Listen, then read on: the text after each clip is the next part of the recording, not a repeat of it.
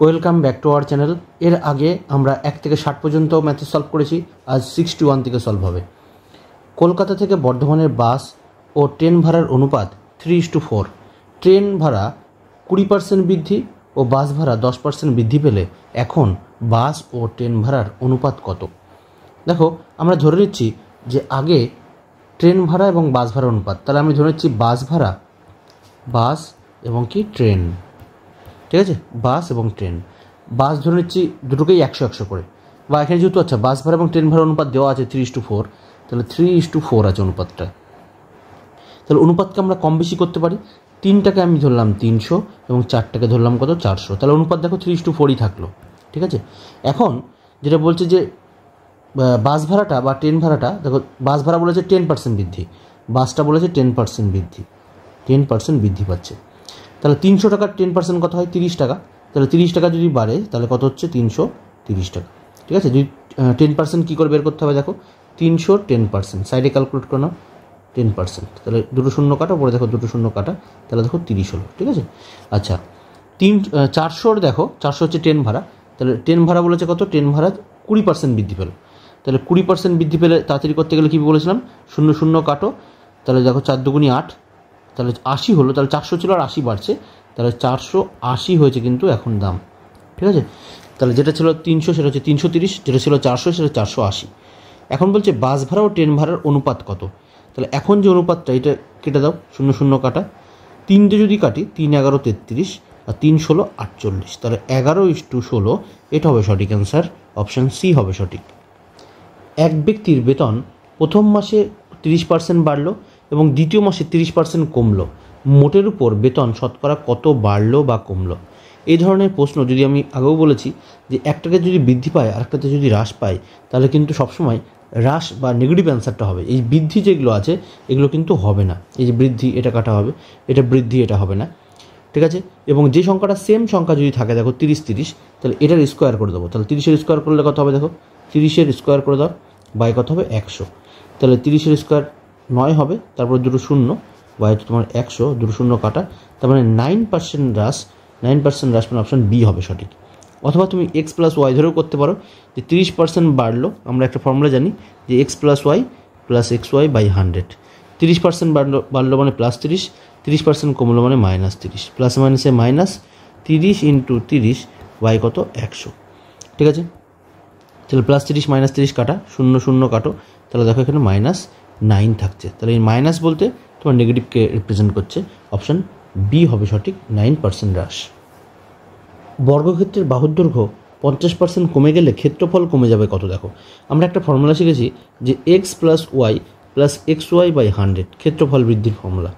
তাহলে দেখো দৈর্ঘ্য কত? 50, আমি প্রস্থটাকেও 50, কেন বর্গক্ষেত্রের বাহুর মানে দৈর্ঘ্য প্রস্থ দুটোই সমান হয়, তাহলে দুটোই কমছে, দৈর্ঘ্যও 50 কমছে, প্রস্থও কিন্তু 50 কমছে, তাহলে মানে -50 দৈর্ঘ্য ধরলাম, আর ওয়াইটাকেও প্রস্থ দুটোই কমছে, কারণ বাহু মানে দৈর্ঘ্য আর প্রস্থ দুটোই সমান, তাহলে মাইনাস মাইনাসে কী হবে? +50 × 50 বাই কত হবে? 100, এটা।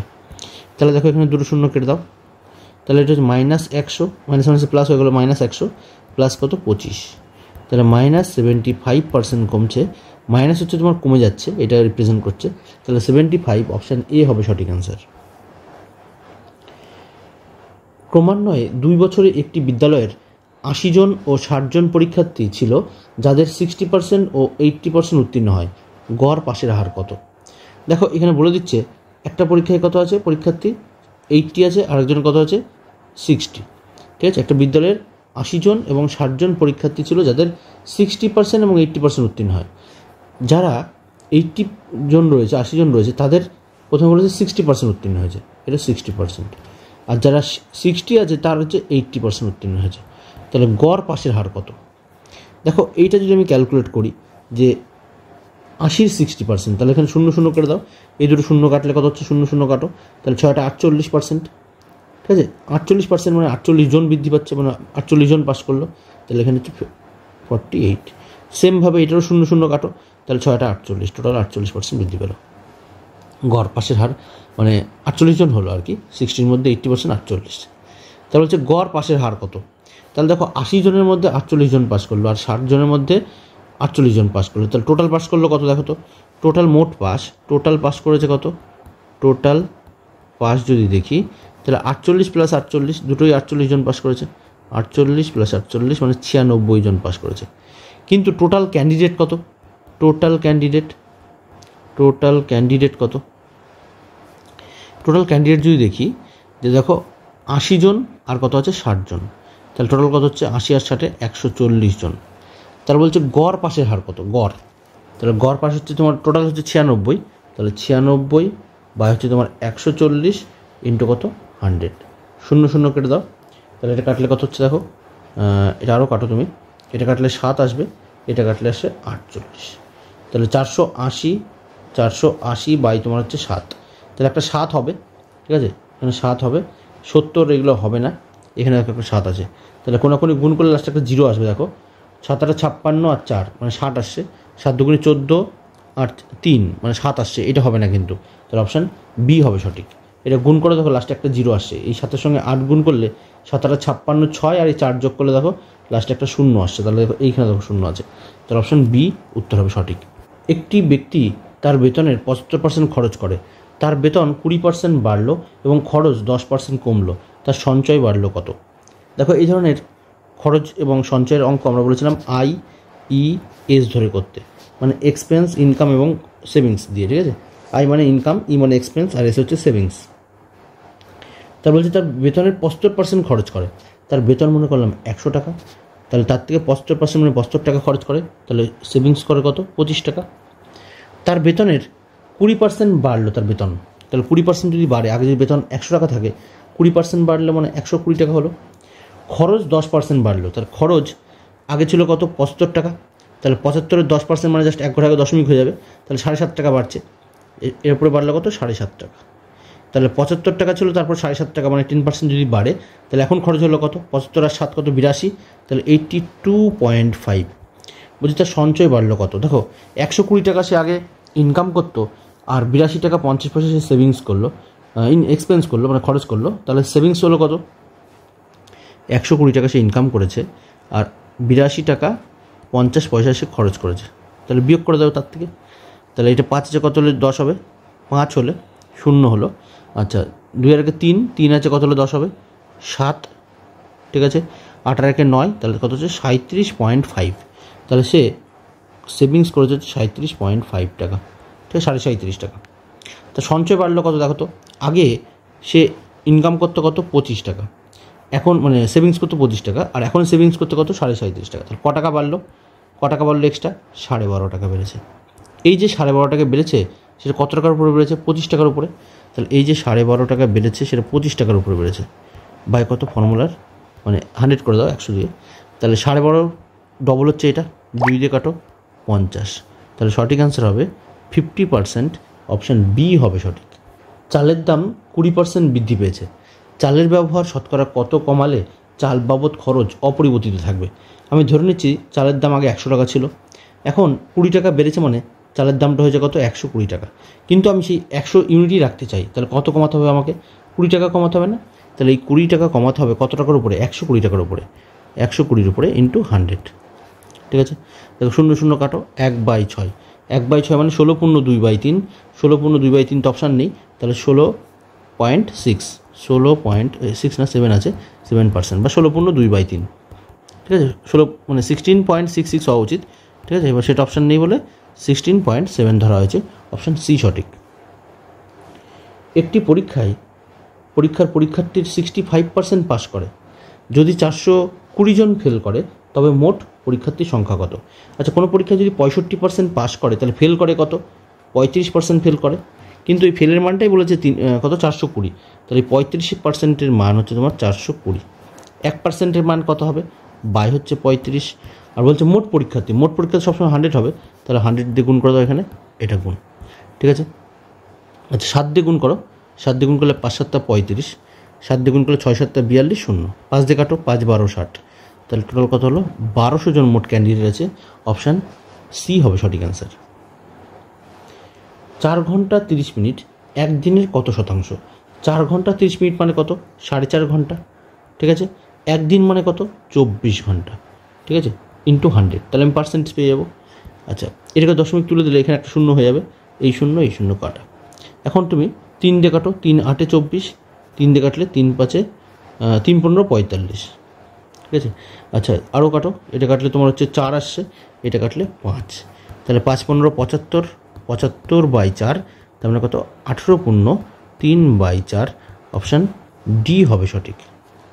150 মিলিলিটার 3.5 লিটারের কত শতাংশ? তাহলে হয় মিলিলিটারটাকে লিটারে নিয়ে আসতে হবে অথবা লিটারটাকে মিলিলিটারে নিতে হবে।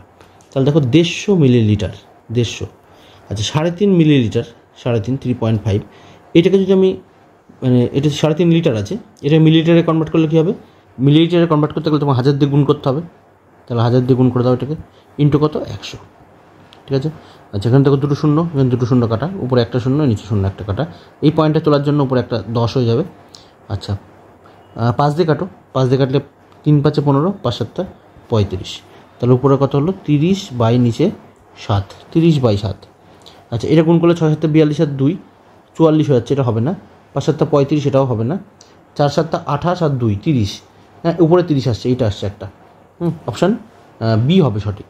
1000 নম্বরের কোনো পরীক্ষায় এ বি এর থেকে 20% বেশি পায় এবং বি সি এর থেকে 25% বেশি পায়। যদি সি 500 নম্বর পায় তবে এ পায় কত? দেখো এই ধরনের প্রশ্ন যখনই কম্পেয়ার হবে আমরা বলেছিলাম উল্টো করে করতে, সি বি এ, এবং উল্টো করে পড়তে পড়তে যেতে। এখান থেকে ধরো দেখো বলছে বি সি এর থেকে 25% বেশি পায়, বি সি এর থেকে বেশি পায়, তাহলে সি আমি ধরে নিচ্ছি 100, কে বেশি পায়? বি বেশি পায়, কত পার্সেন্ট বেশি? 25% বেশি, তাহলে বি পাবে কত? 125, তাহলে এই লাইনটা আমাদের হয়ে গেল।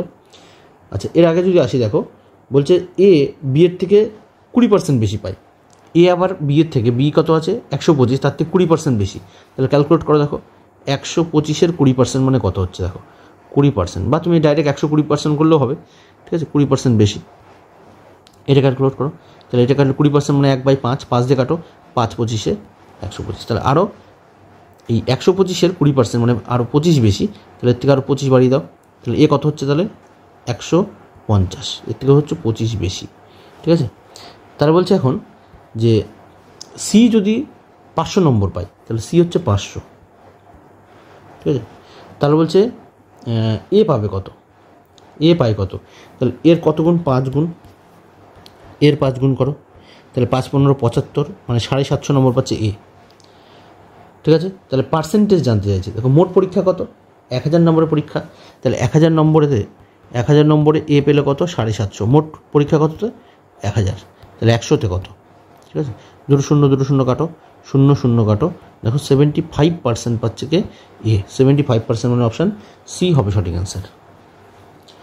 একটি মেশিনের মূল্য 36,000 টাকা, যদি প্রতি বছর 10% কমে যায় তবে 2 বছর পরে মূল্য কত টাকা হবে?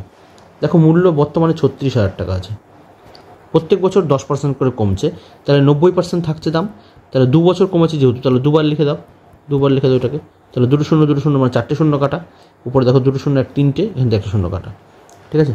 তাহলে এখানে দেখো 36 হলো ইন্টু 9 নং 81 এত, তাহলে লাস্টে একটা শূন্য হবে, শূন্য পর কত হচ্ছে? 6 6, মানে 60 আসছে একটা, 60 দেখো এটাতেও আছে, তাহলে গুণ করতে হবে তোমাকে, দেখো 81 এত আছে, 36কে গুণ করে দাও, শূন্য থাকুক এটা, তাহলে 6 দিয়ে গুণ করলে 6 6, আচ্ছা 6 48, এটা ইন্টু 3 3 আর 3 24, তাহলে এটা হলো 6, 8 আর 3 11, 1 তোমার 1, আচ্ছা 160 লাস্টে এইটা আছে 160, তাহলে অপশান ডি হবে সঠিক।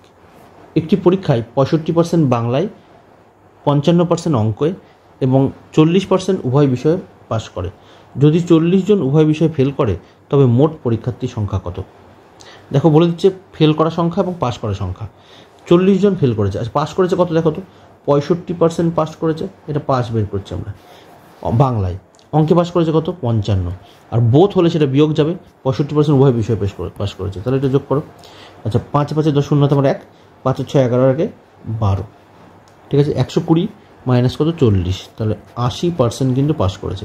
আচ্ছা 80 জন যদি পাস করে বা 80% যদি পাস করে তাহলে ফেল করছে কত?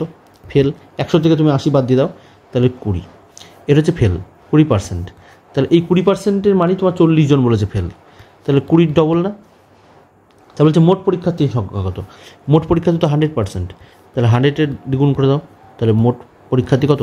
200 জন, অপশান বি হবে সঠিক।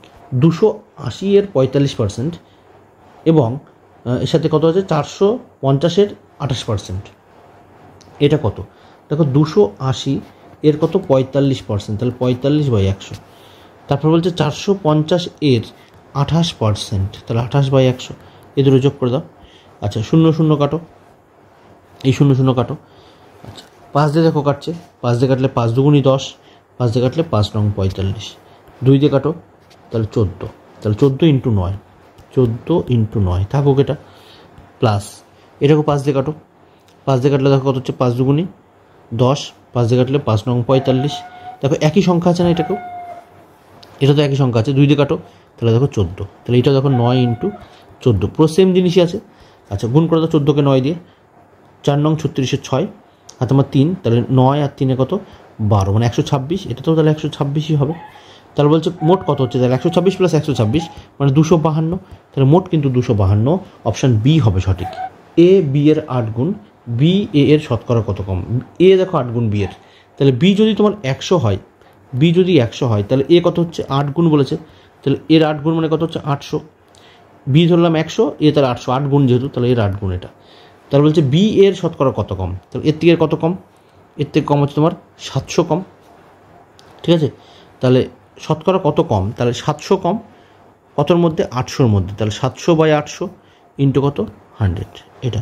তাহলে এখানে দেখো 2 0 2 0 কাটা, তাহলে 7/8, ঠিক আছে 7/8।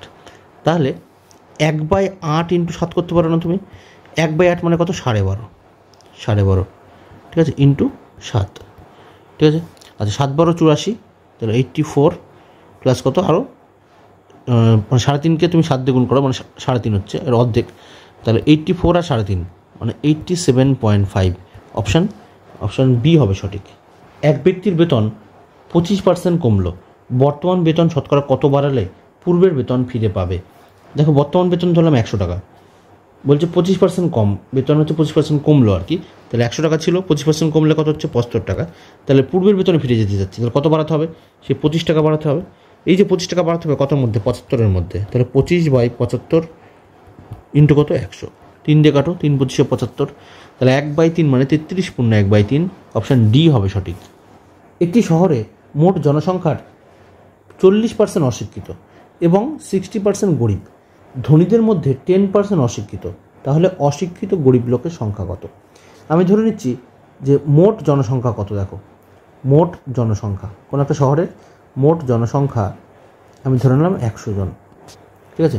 এই 100 জনের মধ্যে কিছু আছে শিক্ষিত, কিছু আছে অশিক্ষিত, ঠিক আছে।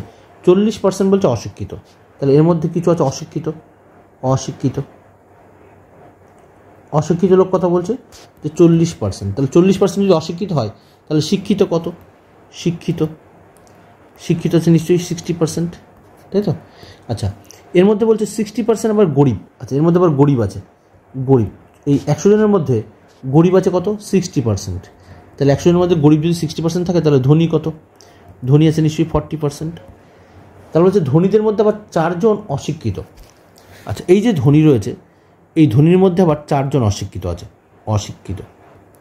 ঠিক আছে অশিক্ষিত কত আছে দেখো 40% যে ছিল 40 জন তার আবার 10%, তাহলে 40-এর 10% করলে কত হয় দেখো 4 জন আসছে, তাহলে 4 জন হচ্ছে তোমার অশিক্ষিত। অ্যাকচুয়ালি অশিক্ষিত কত, অ্যাকচুয়ালি অশিক্ষিত 40 জন, তার মধ্যে আবার ধনী অশিক্ষিত, এটা হচ্ছে ধনী, ঠিক আছে। ধনী অশিক্ষিত কত 4 জন, তাহলে সেই ধনী হোক আর গরিব হোক সে অশিক্ষিতই তো, তাই না 4 জন, তাহলে অ্যাকচুয়ালি তাহলে গরিব অশিক্ষিত কত হচ্ছে, গরিব অশিক্ষিত সংখ্যা কত হচ্ছে, মানে অশিক্ষিত গরিব আর কি, বা গরিব অশিক্ষিত, তাহলে ছিল কত 40 জন ছিল, তার থেকে কত বাদ যাচ্ছে 4 জন, ঠিক আছে 40 জন হচ্ছে টোটাল অশিক্ষিত। আচ্ছা তার মধ্যে আবার 4 জন হচ্ছে তোমার ধনী অশিক্ষিত, তাহলে বাকি থাকলো গরিব, তাহলে এটা তাহলে 36% কিন্তু তোমার গরিব অশিক্ষিত, তাহলে অপশান এ হবে, বা 36/100 × 100 করলেও হবে, অপশান এ হবে সঠিক। বৃত্তের ব্যাসার্ধ 1% বৃদ্ধি পেলে ক্ষেত্রফল বৃদ্ধি পাবে কত? দেখো বৃত্তের ব্যাসার্ধ যদি বৃদ্ধি পায় তাহলে আমরা ফর্মুলা কি জানি, x + y + xy/100, ক্ষেত্রফল বৃদ্ধির ফর্মুলা। বৃত্তের দৈর্ঘ্য প্রস্থ সবই সমান, তাহলে প্রত্যেকটাই 1% করে বৃদ্ধি পাচ্ছে, তাহলে 1 + 1 + 1 × 1 কত 100, তাহলে 2 + 1 × 1 মানে 1/100, তাহলে এটাকে আমরা কি লিখতে পারি 2 + 1/100 আছে যেহেতু, তার মানে 0.01 লিখতে পারি। তারপরে 2.01% বৃদ্ধি পাচ্ছে। অপশান সঠিক হবে ডি হবে সঠিক, 2.01। পি প্লাস কিউ এর 20% equal to P minus Q এর 50% হলে পি ইস টু কিউ কত? দেখো কি বলছে, পি প্লাস কিউ এর মানে হচ্ছে তোমার গুণ, তাহলে পি প্লাস কিউ এর মানে 20%, তাহলে 20 তোমার 100 ইকুয়াল টু কী বলছে, পি মাইনাস কিউ এর 50%, তাহলে 50/100। নিচে 100 কাটো, উপরে 0 কাটো, তাহলে P plus Q by P minus Q, just সমাধান। তাহলে এখানে আছে কত 5 আর এখানে আছে কত 2, এর নিচে নিয়ে নাও। তাহলে দেখো তো এই শেপটা মনে পড়ছে কিনা, এর আগেও আমি শিখেছি। উপরে দেখো প্লাস, নিচে আছে মাইনাস, তাহলে উপর নিচে সেম আছে, শুধু প্লাস আর মাইনাসের ডিফারেন্স। তাহলে আমরা কী লিখতে পারি, পি বাই কিউ, মানে যোগ ভাগ আকারে লিখতে পারি পি বাই কিউ। তাহলে একবার এই দুটো যোগ করবো, 5 আর 2 কত হবে 7, 5 থেকে 2 চলে গেলে কত হবে 3, তাহলে 7:3, এটা হবে সঠিক অ্যান্সার, অপশান সি হবে সঠিক। একটি বাসের প্রত্যেকবারের যাত্রায় রোজগার হয় 100 টাকা। যদি বাসের ভাড়া 50% বৃদ্ধি পায় এবং যাত্রীর সংখ্যা 20% হ্রাস পায়, তবে প্রতি যাত্রায় রোজগার হবে কত? দেখো বাসের ভাড়া বাড়লো কত 50%, ঠিক আছে, যাত্রী সংখ্যা কমলো কত 20%, তাহলে -20, তাহলে x + y + xy/100 কাটাচ্ছি, তাহলে প্লাস মাইনাস মাইনাস 50 × 20 বাই কত হবে 100, তাহলে উপর নিচে 0 কাটো, এগুলো কেটে গেল, তাহলে এখানে হলো কত 30 মাইনাস 5 × 10, তাহলে কিন্তু 20% ওভারঅল বাড়লো, ঠিক আছে।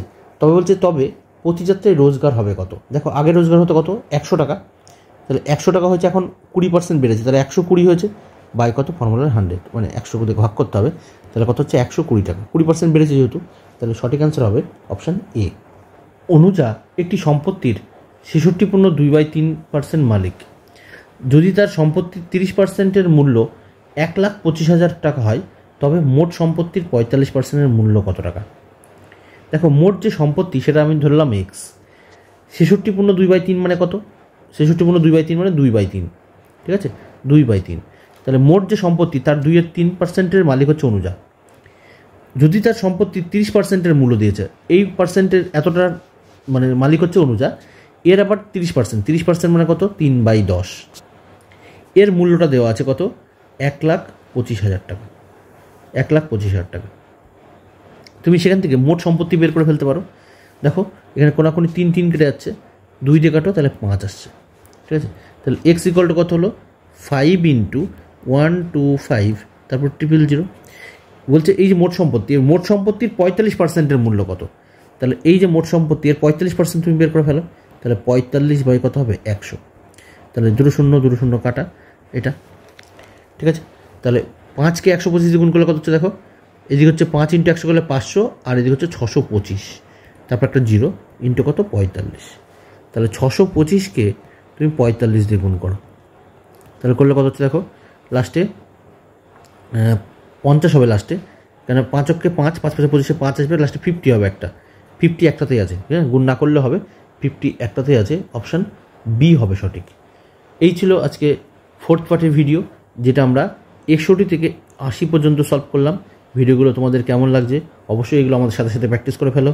Thank you, by.